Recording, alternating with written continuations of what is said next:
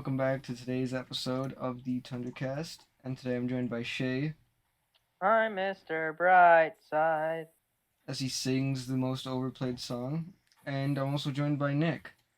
When I was a young boy, my father who's took singing me into the city. the a marching anthem band. that the Kings played every friggin' day after they won the cup in 2012. You They Yeah, did? that was I didn't- their theme Damn. after I they did won the not know cup in that. 2012. It was also the Black theme for Parade. like F1 in 2012 or something for like their Holy finale. shit, the more you know, guys. Well, that's what Yeah. happens when you grow up around Kings fans. All right, As we're but currently. Anyways, today is episode 52, and today we're going to be talking about disappointing players. We can start off with how about you, Shay? You go first. All right, so first off, today, if you're wondering where Q is, I don't know why you would think about that, but yeah, he's just not here, so it'll just be us three today. And yeah, so for my first overrated player, You're if you disappointing. Yeah. Favorite player. It's fine, keep going. It's okay. Whatever. For my first disappointing player of the season, if you remember from last video, I said Marcus Foligno was an underrated player. Well, his brother, no, not underrated, surprising. Oh shit. my god. Jesus. Different video. Podcast. Yes. Okay, like I was saying, if you remember from last podcast we did, I said his brother, Marcus Foligno, was a surprising player. Nick Foligno has been very disappointing ever since signing his 2-year deal worth $3.8 million per season with the Boston Bruins. It just went downhill. He only has 1 goal this year. I think he actually scored like a couple weeks ago. So he didn't score basically for the entire year of 2021. He only has 6 points in 25 games, and he's getting middle six ice time. I don't know why he's struggling. It could be due to age because he's 34. Maybe he's just not a good fit because it didn't work out in Toronto. And the last good year he had was in Columbus. But yeah, I don't know. This is shocking because I always consider Nick Foligno a pretty underrated player. He works hard. He's a great PKer. He's a great leader. He can play on your power play. And I'm shocked that he's struggling on a team like Boston that, although it's not a strong team, especially with that weak second line center spot. But I'm just shocked that he's struggling this much, and hopefully he finds his groove because I like Nick Foligno as a player, and I want to see him succeed and win a cup. 100%. I guess I'll go next with Comtois. I've got him as my first player, Maxime Comtois from the Ducks.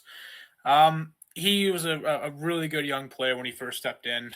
He was so good in junior as well. And he had a good year last year, 16 goals, 33 points, 55 games. So he was on pace for about 40, 50 points last year, 20 goals for sure, almost 30. Right now, he's only got 2 goals and 6 points in 23 games. And I think with how well guys like Zegers and Terry are doing, 2 younger guys, you would have thought that Comtois would have been in that mix as well with their younger players, but it just hasn't happened for him this year. Just not getting him much ice time at all. And maybe next year he'll bounce back, but right now it's been a disappointing year for him. Yeah, 100%. I agree with that. Yeah. Maxime Comtois has not taken that step. And it's weird because he like I said, he did so well when he first came. He got 7 points in the 10 games he played there. Then he got, obviously last year he had a great year. So yeah, weird. Yeah, he just hasn't taken that step. My disappointing player, well, you know that last episode I said that Jonathan Quick was surprising. Well, I'm going to be talking about his counterpart, Cal Pedersen. Cal Pedersen has played 16 games. He has a goals against average of .269 and a save percentage of .900. Nice. Not that good. Obviously, the Kings signed him to that $5 million deal. They need him to step up. As I said in last thing, they should just go back to, they need to keep him playing, because even though Quick's the hot hand, you really need to get your goalie that you've signed for big bucks going. Yeah, I kind of agree with that. Like, the thing, like Quick's obviously, I don't think they were expecting Quick to have sort of a bounce back year this year, but Yeah. think I don't think Pedersen was anyone. I signing don't was- think anyone was No. expecting No. to bounce back. Like he could have easily been in our surprising players, or unless he was. I don't remember. He whether or not was. was. I did. He was? I said he Okay, was. then there you go. So that's just that just kind of Yeah. ties into your thing then. Yeah. Okay. So second most disappointing player, and maybe it's a safe one. I don't really care, but Tyler Seguin for me has been really disappointing. I know he had that huge issue last year where he had hip surgery. I think it was had like a leg injury or whatever. But like it hasn't been the same since Rick Bowness took over. Look at it. If you look at it, every year he's throwing Dallas. Every year he's been a 70-point player. His first year in Dallas in 2013, 84, 77, 73, 72. In 17-18, he had a career high 40 goals, surprisingly under Ken Hitchcock. Season after that, he had 80. In 1920 was the first season Rick Bowness took over, 50 points. Last year, 2 points in 3 games. This year, 1938. I don't know what it is. I still think Seguin's a good player. I think it's more of the fact that he just doesn't fit in Bonus's game and his style.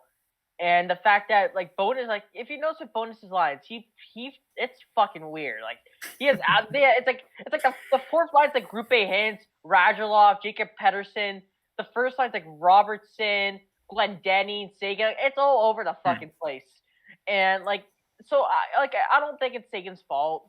You know, injuries hamper him. And like I said, Bonus's system and his line combinations are weird.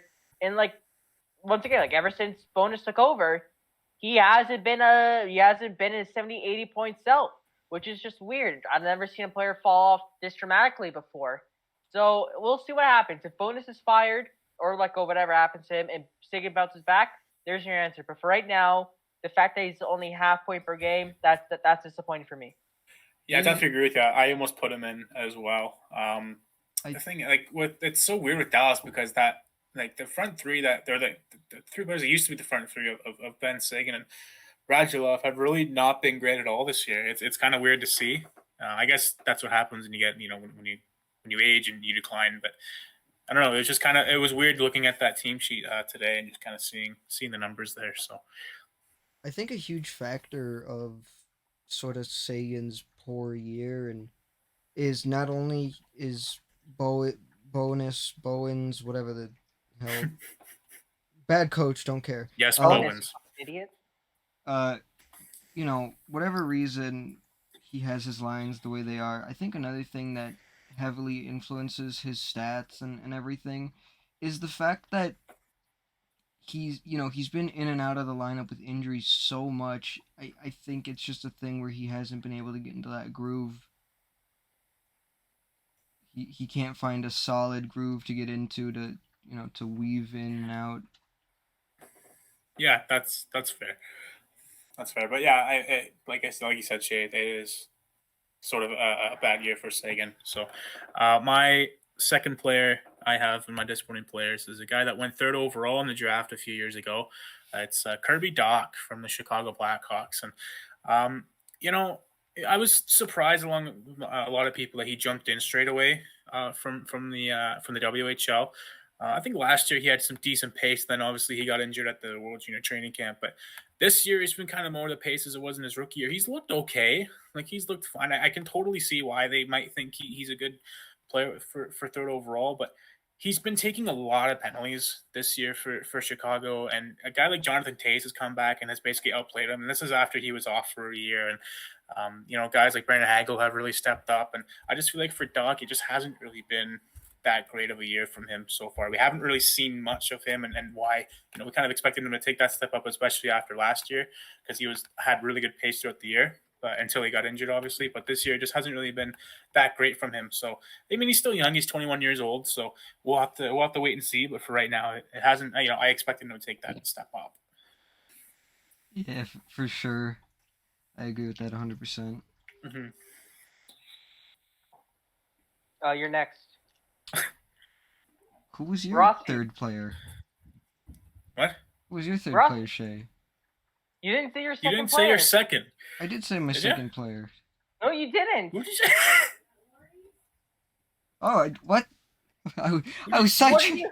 What are you doing? I don't know. All right, You should tell Pedersen. my second player is Felipe Myers from the Nashville Predators. We obviously everybody Yeah. knows that we traded for him and Cody Glass, giving away Nolan mean, Patrick, who we traded you know. But anyways, we haven't had. Obviously, he's never been that good defensively, and obviously, I was expecting him to just kind of be in and obviously just be like sort of an offensive defenseman, but he hasn't even had the offense. He's played 19 games and only has 2 points. Mm-hmm. And watching him play this season, he's not. I don't know what it is. He's not good. He's not using his speed right. He's not using his skating ability right. He's never where he needs to be. It's just rough. He's had, in his 19 games he's played so far, I'd say he's had 2 or 3 decent to good games. And, that's not what you want at all. And he's been very disappointing. So I think unless he steps it up, he is more than likely not going to be with the Predators next year. Yeah, Myers is a weird one because I actually liked him when he first jumped in the NHL, and I liked him in junior as well. Like when he played the Memorial Cup, he was awesome in that tournament. But he was good for the Flyers when he first stepped in. So it's weird that he hasn't done quite as well with the Predators. You'd think he would have taken that step, but just hasn't happened for him. By the way, Felipe Myers is 25 tomorrow, so happy early birthday! Happy birthday, Happy birthday, Felipe Myers! If you're watching, I'm sorry. All right, my turn. Yep. Sorry, I'm just eating a granola bar too. Jesus Christ. So professional. Oh man. What? Hey man. And you can just hear the subscriber count ticking down right now. The question is though, what kind of granola bar? It's Hershey's chocolate dip. Ooh. Wait, you're eating Hershey's? How's that? Let's just move on from that. Okay. Mackenzie Blackwood is my next player. I don't know what happened to him, and I mean, people are gonna make the vaccine jokes, but he had a good rookie year in 2018-19, right? He had 2.61, .918. This is when the Devils were complete shit. That was the year they won the Jack Hughes draft. 2 years ago, he had a 2.77 goals against average and a .915 save percentage. And ever since then, it's been downhill. Last year, he had 3.04, .902. And I'm like, you know what? I like Mackenzie Blackwood. I think he's an underrated goalie. I think he'll bounce back. And his stats are worse. 3.929 goals against average, a .894 save percentage. And the thing is, this is a better New Jersey team. They added a lot of good pieces to the draft and free agency. It's a better team. And his stats are declining. Jonathan Bernier, before getting injured, he stole the starter's job. And now it's like, I don't know what happened to him. And he's only 25, so he's still really young. But I don't know. I think at some point New Jersey could consider trading him because he has another year left at 2.8. He's an RFA. They could easily find another option for agency to tandem with Bernie. I think I wouldn't be surprised if you heard Mackenzie Blackwood's name in the trade market. And I hope he bounces back. I hope he does well because I think he has a lot of potential. But I mean, we'll see. Yeah, I've never really quite known who the starting goalie was for New Jersey, just because Blackwood seems to not be starting as many games as he should. Yeah, I don't get why. I don't understand. Usually, obviously, for everybody watching, they've seen listening, they know that we usually give reasons why they're disappointing or underrated or surprising or whatever we're deeming them to be so. But I really have no reason to understand why Blackwood's been so disappointing. I don't get it. I don't understand why he's taken sort of a step back. Especially since, as Shay said, the Devils have gotten better. especially with adding Dougie Hamilton, and Blackwood has exactly. just not been who they need him to be, and it's very puzzling as to why. All right. Do you guys want to start a new meet? Because this one's about to end. Yeah. We're definitely we're not going to all finish right. in 9 minutes. We're back. Sorry about that. Google Meet sucks. Oh my god. Not this again. Okay. Back with the Clash of Clans. Yeah, we're back with Clash of Clans. Everybody download it. It's not sponsored. We just like the game. Not sponsored at all. Please sponsor us. But as I was saying before we had to stop, basically, I don't get why Blackwood has taken the step back, and that's sort of where we left off. I think it's your turn, Jay. I said Blackwood. I said Blackwood. I thought it. Jesus. Okay, in my defense, we did do a cut. But like, I'm the first one no matter. Okay, whatever. Okay, whatever. Who's okay? Nick. I will go. My third player is a bit of a weird one. Not a weird one. I mean, it's kind of like the most expected one. I feel like. I think the ones that a lot of people have been kind of talking about. But it's Elias Pettersson from the Canucks. Man, I don't know if it's a confidence thing or what for Pedersen, but he has just not looked the same. He's not tried the same things he was doing like in his first 3 years with Vancouver. I know last year he had some injuries and stuff, but he was still at like a point per game pace. He has 21 points last year. He's got 21 points in 15 more games. So I don't know what it is with Pedersen. I mean, you would think with Garland and Horvat and Miller all out, you know, you'd think he would take that step up, and he just hasn't really been doing that. And it's kind of hurt Brock Besser as well, because he's only at 19 points this year, and it hurt guys like Tanner Pearson, who's got 18 points this year. He scored the other night, but yeah, I just feel like if for a franchise center like Pedersen, he needs to kind of for an elite centerman, he has to kind of make everybody around him better, and he's not quite doing that, and he's not taking that step with the Canucks, which is weird considering how so good he was his first 3 years in Vancouver. So Mark's first two, like the COVID year, it was a bit of a down year. A little bit, yeah, but like points wise, it's so like obvious now looking at it. It's such a weird year for Pettersson.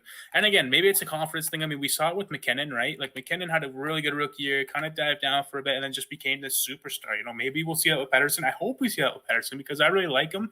I think he's super, super skilled, super talented. I think he's definitely, like, if he just trends in the right direction, he's definitely their franchise player moving forward. Yeah, it's just an off year for Pedersen. So obviously I hope he bounces back, but yeah, he's on this list, unfortunately. For sure. He's just one of those players that's taken a step back this year, and this season has been a very strange season. But I think you can say that with the past 3 seasons. What about the season just being strange? Yeah, like 1920 gets stopped midway because of COVID. 2021, that was just weird. Sure, he had 20 goals his first 2 years. He was trying to be 20 goals last year before he got hurt and a bunch of COVID shit happened. But I think the reason that I think that this is the weirdest year we've had in a long ass time was just, even though like obviously the 2019-20 season got postponed and then eventually canceled just to start the playoffs for COVID, and then you had last year's weirdness with jumbled up divisions and only in division play and the weird playoffs.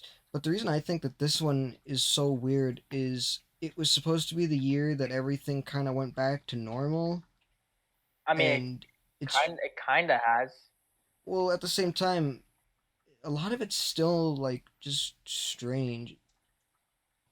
You know, we do. I mean, we're kind of getting a bit off topic here, but yeah I guess so.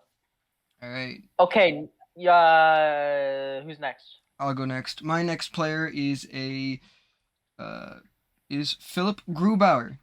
I mean, there's not really much to say. He's having a really bad he's having a really bad year. He's got a .325 goals against average, an .884 save percentage. Okay, but to be fair, how much is that on Daypack? So yeah, and that's why I really didn't want to include Grubauer, because honestly, a lot of it is probably on Seattle's defense, and okay, I mean their defense ain't that bad. It's not that bad, but the thing with Seattle's defense is they will not let you get in front of the net. They won't let you because of all the big bodies that they have on defense. But everywhere else is free. You can take shots from anywhere else, it seems. The thing about their defense that a lot of their defensemen can't really skate. Like Giordano It's true. can't really skate. Like I love Adam Larson, but he's not the fastest skater. Their only good skater on defense is Vince Dunn. Vince Dunn. Yeah. That's about it. Yeah. And maybe Carson Soucy. Maybe. Alexiak's a good skater, but that's just because he's For his size. yeah, he's a I good mean- skater for his size, but he's not a good Jamie, skater. Jamie's not even the best Alexiak sibling. Well, yeah, but Yeah, sure. honestly, Grubauer, even when goalies are surrounded by bad teams, you hope that they can help carry some of the load. Domelka. Yeah, but obviously that doesn't always happen, and I was expecting him to dial back a bit because just, it's a first-year team. It's obviously not as good as Vegas is. He's not going to be around as good of a roster as he was in Colorado, so I expected him to maybe have just a 900, maybe 905 save percentage, but his save percentage is all the way down in the 880s, and Yeah. that's really bad. So if his save percentage was 900, 905, maybe if it was even 895, he wouldn't be on this list. But because it's 884, he's on this list. Why did they sign him, man? You had Vanacek. Yeah. You had Vanacek and Drieger. Yeah, and that's where The biggest idiots and the funny thing, the biggest idiots are the Capitals because they paid a second round pick. They bring Vanacek back. You can What? say this. You could say this, that Seattle's the biggest idiots in this because out of all the goaltenders that they brought in, and they got rid of the only one that they shouldn't have because honestly, Drieger, Decord, and Grubauer have been terrible. Yes. Yeah, with Grubauer, I didn't put him on my list just because not that I saw it coming, but I didn't think he'd have as good a year as he did last year. Yeah. Grubauer's been one of the more inconsistent goalies where he'll have a really good year, but then he'll have a really shit year. Then he'll have a good year and then have a couple more shit years. I kind of saw it coming. I just didn't think it'd be this bad. Yeah, I didn't think it'd be this bad. So the only reason he's on the list for me is just because of the 880 save percentage. Yeah. Yeah. And that's just another example of why you shouldn't always go for players that have a career year when it's in their contract year. That's why, we talked about a guy like Kadri, how much money is he getting in free agency now that he's putting up all these points? So. Another thing is now that I've brought this up about Grubauer being disappointing, he is now going to make 100 saves against the Predators tomorrow. All right, next. I got Nick, Elias Pettersson, and this is wrong. Why does this say he's born on February 16th, 2004? Because you're on the wrong Pedersen, maybe? No, there's only one Elias Pettersson on Cap Friendly. What are you looking at Cap Friendly? Stop looking at Cap Friendly. Why is he- Stop looking at Cap Friendly. Jesus. Wait, I want to look at this. Hang on. Oh, I'm an idiot. I chose the wrong one. Gee, I chose a defenseman. I chose a defenseman named Elias Pettersson. on Cap Friendly? Yeah. Please stop. Where'd you find that? Okay, you know what? Instead of Elias Pettersson, I'll go someone else. And one guy that I wasn't a fan of when they acquired him, and that is Darcy Kemper of the Colorado Avalanche. Now hold up. Mm-hmm. What do you mean, hold up? I know you ain't dissing my man Kemper, man. Dude, he's on the best team in the league, and he only has a .913 save percentage at 2.63 goals against average behind one of the best defenses in the league. I said it from the start. This dude was carried by Rick Tocchet's system. What do you mean one of the best defenses in the league? Yeah, they're one of the best offensive defenses, but Devon Taves is not a good defensive defenseman. well, no, he's good, but Carol Carr is up there defensively. They got a good defense. I obviously out of all of us, He had his best years. He had his best years in fucking Arizona. bro. Obviously, after I watch the Avalanche the most because they're in our division, correct? No. Okay. I will say this about the Avalanche. If you can make them play in the defensive zone and you do not let them get on the offense, if you can stay in their zone, you can win very easily. kind of like every other team in the league. Okay, but more so with Colorado because their defense is, while it is very good, it has very big cracks. But that's not my point. He was in Arizona posting 2.2 goals against average. He was under a great system under Rick Tocchet. The roster there was just shit, and he carried them. This is a better roster. Bednar plays a more up-tempo game, and it hampers his stats. I don't think he's a good goalie. He's not as good as he was in Arizona, and I caught it from the start, so he's been disappointing for me. I'm telling you, if they re-sign Grubauer, I'm telling you, Grubauer would be better. I don't know about that, but Look at Grubauer. It's the same. Look at Grubauer the past few seasons. It's virtually the same team. Nothing's really changed in Colorado besides the goaltending. You can't tell me Grubauer would be better than Kemper in Colorado right now. You can't. Yeah, I guess you're right. I mean, maybe Kemper bounces back. He's not doing terribly, but it's just that. But the thing that's wild about it is that they're interested in Marc-Andre Fleury, and people are saying if they get Fleury, they're going to trade Kemper. That obviously means they have no confidence in him heading into the playoffs. See, and that's what I don't understand. Why are teams so quick to just want to just flip it? I mean, he's a UFA anyway, so I mean, they're going to lose it for nothing. Yeah. Plus, they got goalies in the AHL. They got what's his face? They got UC. No, he's not.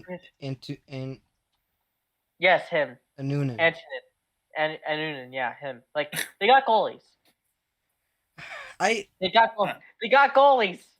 The only thing that I disagree is I just don't agree with how quick they are to sort of not cast him off, but sort of lose confidence in him because it's been 28 games.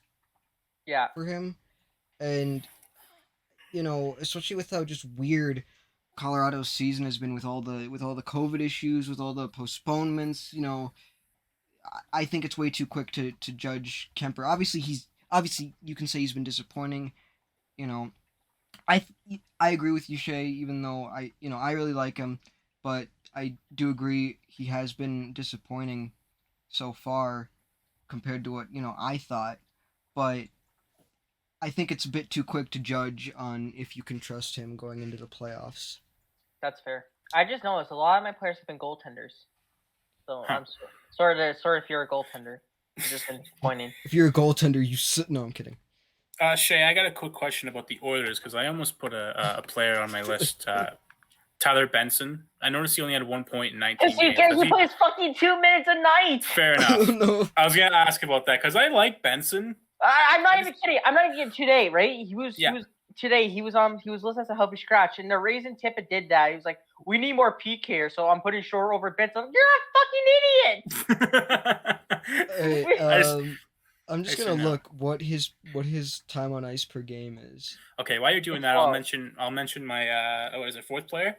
I think it is. Okay, so my fourth player is Jeff Petry from Montreal Canadiens. Demonize. The Demon Eyes. Yeah, so for 4 years in a row, he had 40 points. Last year, he had 42 in 55 games. He had a really great year last year. This year, he's got 4 in 33 games. And I get that he's 34 years old, so maybe that has something to do with it, I guess. But also, the Canes they're terrible this year. They're just absolutely horrible. The thing with Petry as well is that he's carrying a cap hit of about $5.5 million up until 4 years from now. So that's a big rip for the Habs. Just hasn't been as great this year. And I never really thought he was an offensive defenseman to begin with up until he played for the Habs. So I think he fit really well in that system there. But this year, it's just gone all wrong for him. Guys like David Savard are outperforming him when it comes to points. Chris Weidman is an all-star this year. What the hell? Oilers legend. Yeah, exactly. But yeah, it just hasn't been a good year for Petry. And again, maybe it has to do with age, but it's just how it is. I think it's just the entire team. Yeah, and I kind of think that too, because I had almost the whole team on my list at one point. I had Hoffman and Gallagher and Romanov as well. I had at one point, but I felt like I should go. Yeah, I felt like I should go with Petry there because he just hasn't been as good at all this year. Just a quick fact: Tyler Benson's time on ice per game is 8 minutes and 38 seconds. Yeah, you got to play him more. That kid can score, man. He's so good. Like it's funny. Like I don't know why I brought this up back in my last oil spill. Not really. I just said fuck Dave Tippett. But like the Cloud played 9 minutes against New Jersey. He had 3 points, and they never played more. Yet Devon Shore. Fun fact: Devon Shore had on 3 occasions this year had gotten more ice time than Jesse Puljujarvi. Jesus Christ. Gotta play those PKers. Yeah, play Tyler Benson. This guy had 140 points in like 30 games in fucking junior hockey. Yeah, play the kid more. He's insane. He's insane. Yeah, he's unbelievable. He's an Edmonton boy, right? And he wants to do well here. Yeah, so play him. All right. Fourth player from Rossi, I think. All right, my fourth player is a ex-Nashville Predator, Kyle Yarncroke. He had a very good season with us last year. He's always been a good player for Nashville. He always was a good player for Nashville. I understood why we didn't protect him. Obviously, we had to protect Jeannot and other guys. So obviously I understood why he wasn't protected. It sucked that he got picked. But, it's just not been at all what you'd think from Kyle Yarncroke. Now, he's not doing too bad. He's got, in 30 games played, he's got 7 goals, 7 assists for 14 points. But at the same time, especially coming off of last year and what he showed, not only just last year, but what he showed every single season for the Nashville Predators, is he's always shown a big potential to put up a lot of points if he actually got more time on ice. I mean, last season in 49 games played, he had 28 points. The season before, Nick, oh shit! Sorry. I'm trying to fucking sorry. I was not expecting that. And it's it's 1-0 Blues, by the way. The season before, he had 34 points in 64 games, but Yarncroke has always been a player that it was like if he gets more playing time, he'll do good. And I don't know what it is, obviously, with Yarncroke so far this season. I think it has to do a lot with Dave Hackstall. I just don't think that Seattle's scheme is very good for scoring. Yeah. But at the same time, he was on a Nashville Predators team that isn't known for scoring. Yeah, but he was playing with good players at least. Yeah, I think a lot of it just has to do with the team around him. And I hope he bounces back. I always want to see Predators succeed when they leave our team. I always just want to see them do great. Except for Kevin Fiala. No, I want to see Kevin Fiala do good. It's just that, I just really don't like the Wild. But yeah. It's just a thing where he's just kind of not been what I thought he would be. So that's why he's on my disappointing list, and I really hope that he manages to get his scoring ability back, as he's going to score 7 points on us tomorrow night. Because I mentioned my final player, and surprise, ladies and gentlemen, it's another goaltender. I thought it was holy fuck! What a goal by Zadorov! Bruh. Nice legend.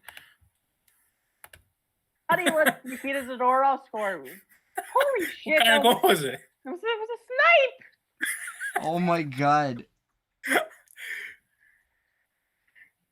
Anyways. Do you want to talk about... Just holy shit, what a goal. Dude! Okay, so my player is... No, it's not Jared Knight. Why, Cap? I clicked legend! Stop! I Stop with Cat Friendly. Legend. Just stop for. Just stop. Jared Knight was our only good player in 2011 when we got Oli Mata. How many London Knights legends are gonna? How many London Knights legends are in? That's so funny. Stop with fucking Cat Friendly, dude. No Jared more. Knight. We literally have to sneak into Shay's house and put a parental lock just on Cat Friendly. Seriously. How many London Knights legends are in this video? First fucking Zadorov scores. Yeah. Then all right. I like how he says first Zadorov scores when we've been recording for I don't know what, 25 minutes. All right. My player is the other Knight. It's not Corbin Knight, but it's Spencer Knight. Or Jared Knight. Or Jared Knight. This is a dude that I thought would win the Calder, and this dude has turned into Sergei Bobrovsky over the last 2 years, while Bobrovsky has turned into Spencer Knight from last season. Very ironic how things work out. Now he's only 20 years old, and that's the good thing. But like on a team like Florida, with arguably a top 3, top 5 offense in depth in the league, great defense, a .896 ain't gonna cut it, bud. A 3.31 goals against average. That's exactly a goal more per game he allowed last year. He allowed 2.31 last year. So, yeah, not the greatest start. And he's worse in the AHL. 5 goals against, 0.844. So, Holy. wait, why'd they bring him back up then? Because they're idiots! Wait, they didn't really have anyone else. No, you have someone, but do you really want to play Jonas Johansson? I don't think so. Woohoo! So, Yeah. Florida, maybe get a backup goaltender for the deadline. Get Yeah, Knight play I'm time sure in they the AHL. And Yeah. he's young, so it's fine. Just a bit disappointing for me. just I'm done. That's it. That's my That's player. such a weird they're one, though. really just rushing him, and it's gonna ruin him. Yeah, he's going to look like Jack Campbell. But again, Jack Campbell ended up being really good for the Leafs, so I don't know. Yeah, We'll- but I we'll don't see. think when it comes to Spencer Knight, I don't know if he'll be able to do a little bit of a bounce back. If I they think keep Knight doing is what he does. Knight's a legitimately good goalie. I think. I don't know what's happening this year. I don't know. It's weird because like we mentioned last time, you just mentioned it now, Shea, about Bobrovsky. Like they're just kind of done like a whole. It's like they've like switched bodies or some shit. Yeah, I don't it's know. like what it's it's- weird, man. It's like what I said in the surprising players video. Bobrovsky Yeah. just sucked out all of his talent, like a Russian vampire. Yeah, just straight year because I had him as my Calder favorite too. I thought he was gonna win for sure. All right, you can go, Nick. Yeah. So my final player, it's a bit of a bit of an off the board one, I think. A former second overall pick in the NHL draft, former Leaf as well. It's James Van Riemsdyk from the Philadelphia Flyers. He's got 10 goals in Fucking 41 pigeon. games. Yeah, it's funny that he plays with him now too. I found that hilarious. But Yeah. he's got 16 points this year. Last year he was on pace for pretty much a career year. Like he was on pace for about 30 goals. He had 17 and 56 last year, 43 points, almost a point a game as well. So and like he's always been a pretty decent goal scorer, pretty underrated goal scorer, I think. Like he had 36 at least one year. This year just has not worked well with Flyers. We were like Shane and I were talking about this before the start of the podcast. We're like, they just seem to have so many good players, A lot of good but players. they can never seem to get it right. I don't understand what it is. And Van Riemsdyk, unfortunately, has taken the brunt of it because he's having, instead of the career high he was supposed to have last year, he's having kind of a career low year this year. So it sucks for JVR because I like JVR personally. Like I think he's a decent enough hockey player. Like he's basically a 30 goal scorer almost every single year, but it's just it hasn't been a good year for him so far this year. And I mean, hopefully he can pick it up, but he's also making $7 million, by the way, until next year. So that's also a big oof for the Flyers. But You know what? At least he's not that old. At least he's only 32. no, he's not that old. I got shocked. I thought he was like 34, 35 right now. I thought he was a little bit younger, to be honest. Maybe I don't know. Maybe I just forget that he actually played for the Flyers before playing for the Leafs. So Yeah, that is true. I don't know. But he is my final player. I just don't think he's been as good considering what he was doing last year. Last year he had an unbelievable start to the year. Yeah. Okay, National fan, your turn. Okay, wow. All right. My last player, as we all know, is my favorite player to bring up, Jordan Bennington. Here Now, comes the rant. to be honest, I'm not disappointed. This is exactly what I expected from him. This guy sucks. He's a one-year wonder. In 22 games played, he has a 305 goals against average and a 906 save percentage. Obviously not what the Blues want. And $6 million, by the way. yeah, he's getting paid $6 million for, 6 years? Yes. So he's getting paid $6 million for 6 years. He's borderline about to get replaced by Husso. Nope, future Oiler. Okay, well, if he doesn't get replaced by Husso, he might just get replaced by Lindgren. Or Joe Hofer. Yeah, because the thing is he's just not been good. Obviously, Blues fans, obviously they want him to bounce back, but he's just not shown it. And the thing is not even like the Blues are bad defensively. So it's mainly just him. He just sucks. I was expecting a better rant from you. I mean, what am I gonna say? What do you want me to say? I'm not.